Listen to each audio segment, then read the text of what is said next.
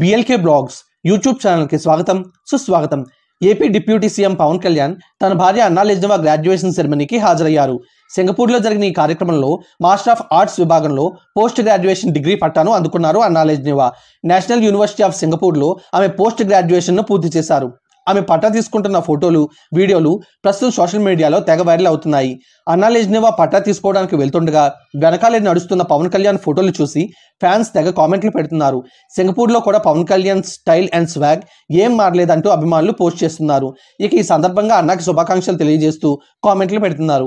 2011లో వచ్చిన తీన్మార్ చిత్రంలో పవన్ కళ్యాణ్, అన్నా లెజ్నవా కలిసి నటించారు. ఈ సినిమా సమయంలో వీరి మధ్య ఏర్పడిన స్నేహం తర్వాత ప్రేమగా మారి పెళ్లి వరకు వెళ్ళింది.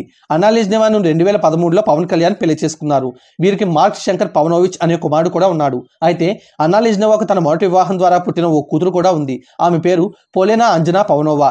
రష్యాకు చెందిన అన్నా లెజ్నవా మోడల్గా, నటిగా పలు సినిమాల్లో నటించారు. ఫారెన్లో పుట్టి పెరిగినప్పటికీ భారతీయ సంస్కృతి సంప్రదాయాలను పాటిస్తూ ఉంటారు అన్నా లెజ్నవా.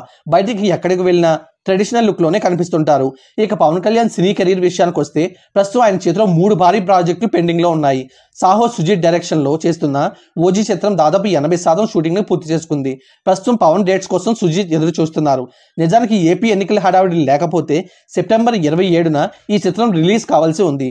కానీ ఎన్నికల్లో జనసేన గెలవడం, డిప్యూటీ సీఎంగా పవన్ కళ్యాణ్ కావడంతో షూటింగ్ పరిస్థితి గందరగోళంగా మారింది. ఇక ఇది కాకుండా హరిహర వీరమల్లు చిత్రం కూడా పవన్ చిత్రం ఉంది. పీరియాడిక్ యాక్షన్ డ్రామాగా తెరకెక్కనున్న ఈ చిత్రం పవన్ కెరీర్లోనే తొలి పాన్ ఇండియా చిత్రంగా నిలవనుంది. ఈ సినిమా కూడా చాలా వరకు షూటింగ్ ని పూర్తి చేసుకుంది. ఇక మరో సినిమా హరీష్ శంకర్తో చేస్తున్న ఉస్తాద్ భగత్ సింగ్. ఈ సినిమా నుంచి ఒక గ్లిమ్స్ మాత్రమే ఇప్పటి వరకు రిలీజ్ అయింది.